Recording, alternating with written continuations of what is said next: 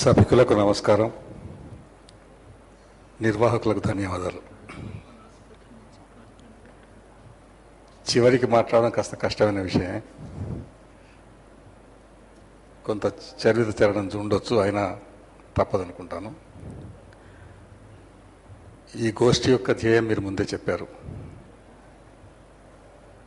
కేంద్ర హోంమంత్రి చేసిన ప్రకటన తర్వాత ఆంధ్ర రాయలసీమ ప్రాంతాల్లో ఉత్పన్నమైన పరిస్థితికి కారణాలేమిటి, కారకులెవరు, సరిదిద్దే మార్గాలు ఏమిటి అని అర్థం చేసుకున్నాను. నేను అంతవరకే పరిమితం అవుతాను.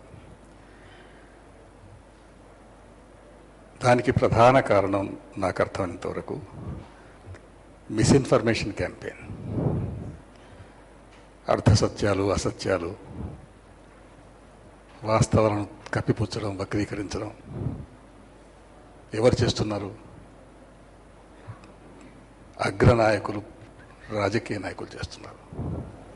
దాంతో సామాన్య ప్రజానీకం, ముఖ్యంగా యువకులు, విద్యార్థులు భయభ్రాంతులకు గురయ్యారు. అనుమానాలు వచ్చాయి, సందేహాలు వచ్చాయి.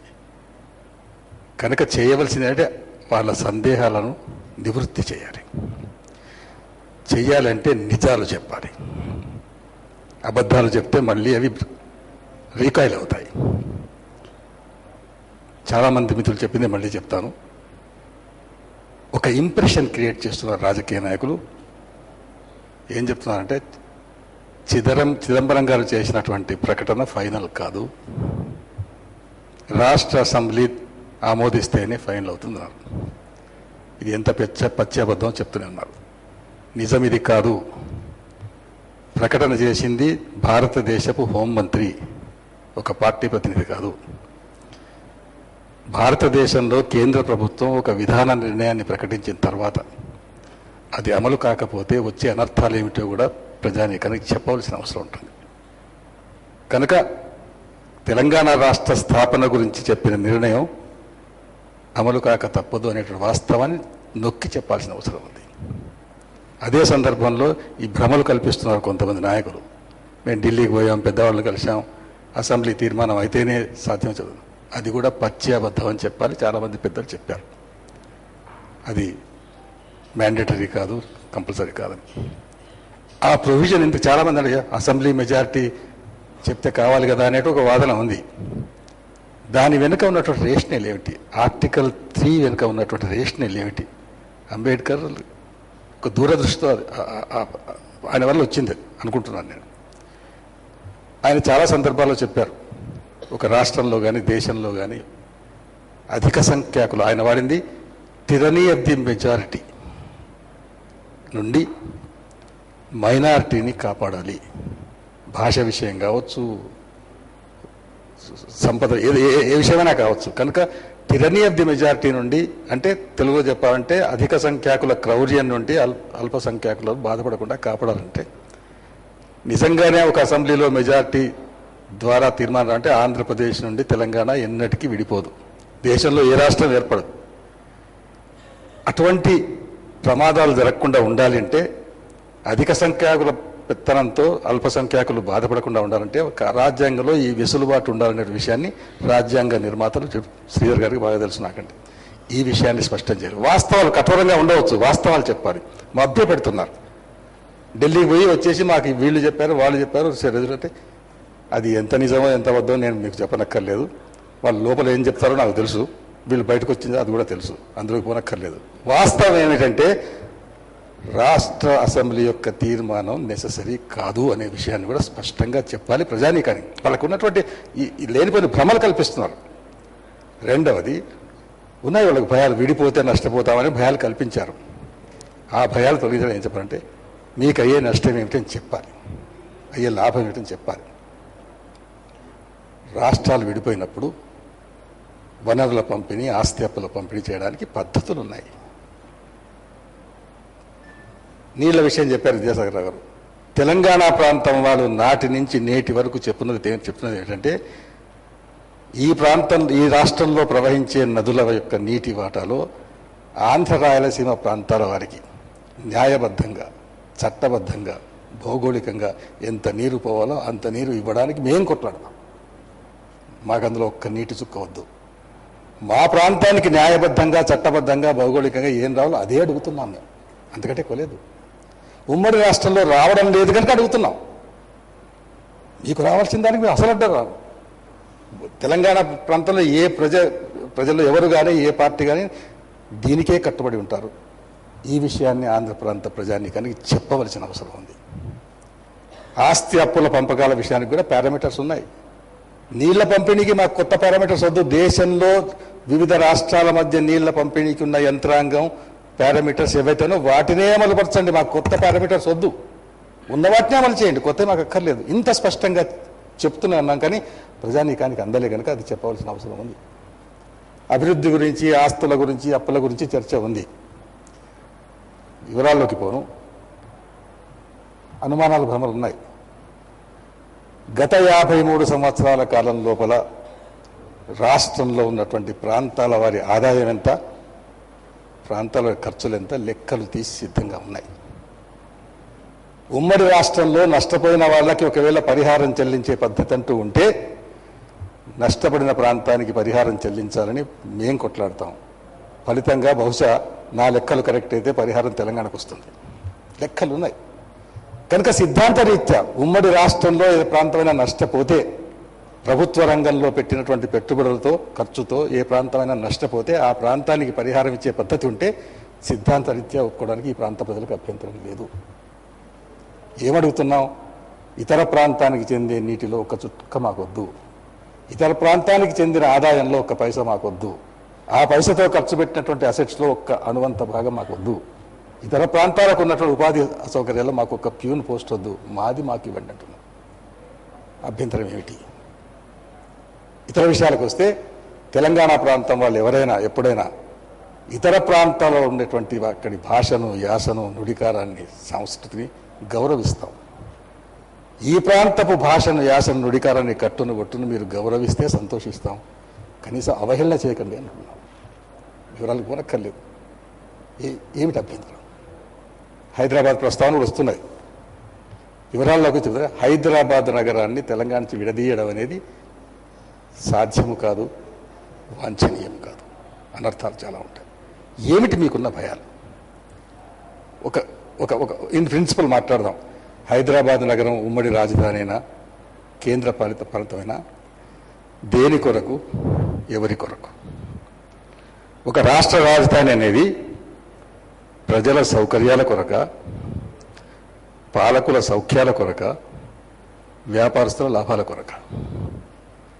ఒకవేళ హైదరాబాద్ నగరాన్ని కేంద్రపాలిత ప్రాంతం లేక ఉమ్మడి రాజధాని చేస్తే ఆంధ్ర ప్రాంతపు ప్రజలు 2 రాష్ట్రాలు దాటి రావాలి 3వ రాష్ట్రానికి. ఆ బాధపడి ఎందుకు పడాలి? నాయకులు సుఖంగా ఉంటారు బంజారా హిల్స్లో, జూబ్లీ హిల్స్లో, వాళ్ళ సౌఖ్యాల కొరక, వ్యాపారస్తుల లాభాల కొరక? వ్యాపారస్తుల లాభాలు మీరు రాజీ వద్దడం లేదు. మేము న్యాయబద్ధంగా సంపాదించుతున్నాం. మీరు వ్యాపారం చేసి లాభాలు ఆర్జించడానికి వచ్చారా? మా పైన పెత్తందారితనం చెల్లదు. వ్యాపారం చేసుకుంటూ బ్రతకండి. అంతకుముందు కత్తి పద్మరావు చెప్పారు, అంబేద్కర్ చెప్పాడు ఈ మాట. బొంబాయి నగరాన్ని కేంద్రపాలిత ప్రాంతం చేయాలి అన్నప్పుడు అంబేద్కర్ 3-4 క్వశ్చన్స్ వేశాడు. గుజరాతీలు డెవలప్ చేశారంటున్నారు. గుజరాతీలు పెట్టుబడి పెట్టడానికి వచ్చి వ్యాపారం చేశారు. వీళ్ళు అద్దెకి తీసుకున్నారు, కొన్నారు, గదులు వేశారు, రంగులు వేశారు. వాళ్ళు కిరాయిదారులే కానీ ఓనర్స్ కాదు. అదే ప్రిన్సిపల్, అంబేద్కర్ ఇచ్చిన ప్రిన్సిపలే. రెండో ప్రశ్న వేశాడు ఆయన.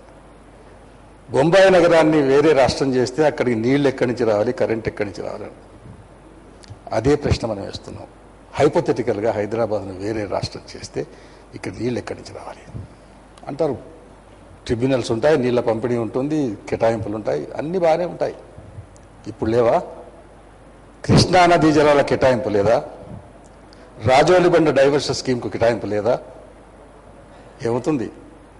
బాంబులు వేసి గేట్ల పైన కూడా నీళ్లు తరలించకపోయారు. రేపు మహబూబ్ నగర్ వాళ్ళు, నల్గొండ వాళ్ళు కృష్ణానది జలాలను హైదరాబాద్ రాకుండా అదే పని చేస్తే ఏం చేస్తారు? ఒక సివిల్ వార్లో పరిస్థితి ఏర్పడుతుంది. అంబేద్కర్ ఇంకో మాట అన్నాడు, బొంబాయి నగరాన్ని కేంద్ర పాలిత ప్రాంతం చేసే ముందు పెట్టుబడుల దృష్ట్యా చేస్తే కలకత్తాను చేయండి, మద్రాసును చేయండి, తర్వాత ముంబైకి రండి అన్న. ఈరోజు మనది హైదరాబాద్ నగరాన్ని పెట్టుబడిదారుల కొరకు కేంద్రపాలిత ప్రాంతం చేయదలుచుకుంటే ఇంతకంటే పెద్ద సంఖ్యలో పెట్టుబడిదారులను ముంబైని ముందు చేయండి, మద్రాసును చేయండి, కలకత్తాను చేయండి. కనుక మనది ఇది ఫీజిబుల్ కాదు, డిజైనబుల్ కాదు. రెండవది అభివృద్ధి. హైదరాబాద్ అభివృద్ధి అంటున్నారే, ఒక్క హైదరాబాద్ అభివృద్ధి అయినా మొత్తం రాష్ట్ర అభివృద్ధి ఏమిటి? ప్రైవేట్ సెక్టర్ వదిలిపెట్టండి, ప్రభుత్వ రంగంలో ప్రభుత్వ పెట్టుబడులతో అభివృద్ధి మొత్తం రాష్ట్రంలో ఎంత జరిగింది, ప్రాంతాల వారి ఆదాయం ఎంత, వ్యయం ఎంత, అభివృద్ధి ఎంత, లెక్కలు ఉన్నాయి, తీయండి.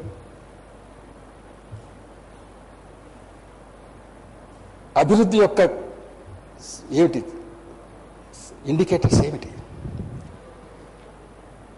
జనాభా పెరుగుదల. 1956లో హైదరాబాద్ నగరం దేశంలో ఉన్నటువంటి 5 ప్రధాన నగరాల్లో 5వ స్థానంలో ఉండే, ఇప్పటికీ అక్కడే ఉంది, పైకి పోలేక కిందికి పోతున్నది. ప్రజల అభివృద్ధి అంటే ప్రజల అభివృద్ధికి చాలా కొలమానాలు ఉన్నాయి. ప్రధానమైన కొలమానం పర్ క్యాపిటల్ ఇన్కమ్. ఆంధ్రప్రదేశ్ ఏర్పడ్డ రోజు Hyderabad per capital income highest, Visakhapatnam ఎక్కడో కింద ఉండేది. ఈరోజు గత 7-8 ఏళ్ళ నుంచి పర్ క్యాపిటల్ ఇన్కమ్ విశాఖపట్నంది హైదరాబాద్ కంటే ఎక్కువ ఉంది. రోషయ్య గారు ఇచ్చిన బడ్జెట్లోనే ఉంది. ఎవరెక్కడ డెవలప్ అయ్యారు?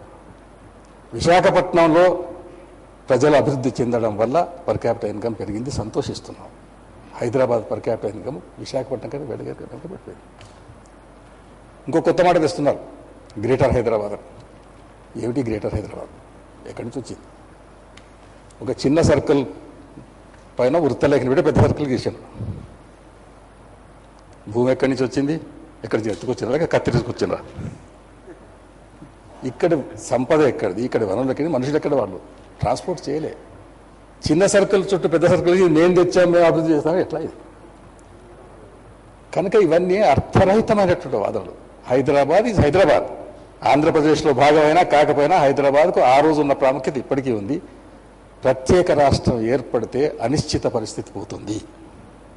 మనకే కాదు, ఆంధ్ర ప్రాంతం వాళ్ళకు కూడా అనిశ్చిత పరిస్థితి పోతుంది. వాళ్ళకు కూడా రాజధాని కావాలి. అభివృద్ధి రాజధాని చుట్టూ పరిభ్రమిస్తుంది. వాళ్ళు అభివృద్ధి చెందాలి. కనుక ఈ ఉమ్మడి రాష్ట్రం, యూనియన్ టెరిటరీ అనేటువంటి వాదనలు, పిచ్చి వాదనలకు పోకూడదు. తెలుగు వాళ్ళ వ్యాపారం ఎక్కడ చేయలేదండి? ఈ రాష్ట్రానికి చెందినటువంటి అగ్రనాయకులే వాళ్ళ పెట్టుబడులన్నీ బెంగళూరు ద్వారా నడవలే. బెంగళూరును యూనియన్ టెరిటరీ చేయాలా? మద్రాసు నుంచి విడిపోయిన తర్వాత కూడా మద్రాసులో ఇప్పటికీ తెలుగు వాళ్ళు పెద్ద సంఖ్యలో ఉన్నారు. దాన్ని చేయాలా? కనుక ఈ వాదనంతా తిరిగి ఎక్కడికి వస్తుందంటే ఇది కేవలం పెట్టుబడిదారుల లాభాల కొరకే కేంద్ర పాలిత ప్రాంతం చేయడం వాదన వస్తుంది. ఆంధ్ర ప్రాంతంలోని సామాన్య ప్రజానికాని యొక్క సౌలభ్యం కొరకు కాదు, వాడి సౌకర్యం కొరకు కాదు. వాడు ఒప్పుకోడు. నేను ఇంతకుముందు శేషయ్య గారు చెప్పారు, భూమన్ గారికి తెలుసు, ఆంధ్ర రాయలసీమ ప్రాంతాల్లో ఒక కనీసం 100 చర్చల్లో పాల్గొన్నా. ఎక్కడ చెప్పినా అందరూ కన్విన్స్ అయ్యారు. దాదాపు అన్ని విశ్వవిద్యాలయాల్లో మీటింగ్లో పాటు ప్రతి చోట కన్విన్స్ అయ్యారు పిల్లలు. వాస్తవాలు చెప్పాం కనుక ఈరోజు కూడా ఆంధ్ర ప్రాంతపు యువకులను, విద్యార్థులను కన్విన్స్ చేయాలంటే వాళ్లకు యథార్థాలు చెప్పాలి. ఏమిటి యథార్థాలు? కేంద్ర ప్రభుత్వం తీసుకున్న నిర్ణయం అమలు కాక తప్పదు, అనివార్యం. అది రాజ్యాంగపరమైనటువంటి పద్ధతులు ఉన్నాయి. దానికి అసెంబ్లీ తీర్మానం అనేది ఒట్టి అబద్ధము అని చెప్పాలి. రాష్ట్రం విడిపోవడం వల్ల మీరు బాగుపడతారు, మేము బాగుపడతాం, అనిశ్చిత పరిస్థితి పోతుంది. ఆస్తులు వనరుల పంపిణీలో మీ ప్రాంతానికి అన్యాయం కానేమో, న్యాయబద్ధంగా చట్టబద్ధంగా మీకు ఏది రావాలో తప్పకుండా మీకు ఇవ్వడానికి మేము కూడా కొట్లాడతాం, అందులో సందేహాలు అక్కర్లేదు. హైదరాబాద్ నగరం దేశంలోనే ఒక ముఖ్యమైన నగరం. ఇక్కడ తరతరాల నుండి దేశంలోని అన్ని ప్రాంతాల నుంచి వచ్చి స్థిర నివాసం ఏర్పరచుకున్నారు. ఎంతమంది లేదండి, మా గుజరాతీలు, మార్వాడీలు, బెంగాలీలు అందరూ ఉన్నారు కదా. ఎవ్వరికి లేని బాధ ఒక్క ఆంధ్ర సోదరులకు ఎందుకు? కొంతమంది సామాజిక సంబంధాల గురించి మాట్లాడతారు. ఆంధ్రప్రదేశ్ ఏర్పడక ముందే మంచి సంబంధాలు ఉంటాయి, ఆయనగా చెడిపోయినాయి. చారిత్రక సంఘటనలకు పోవాలి.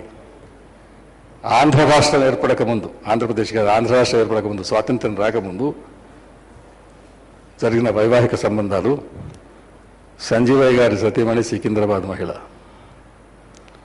విజయభాస్కర్ రెడ్డి సతీమణి మహబూబ్నగర్ మహిళ హాయిగా జీవితాలు గడిపారు, సంతోషంగా ఉన్నారు, సుహృద్భావంతో ఉన్నారు. ఏ పంచాయతీ లేదే. ఇప్పుడు ఎందుకు వస్తుంది?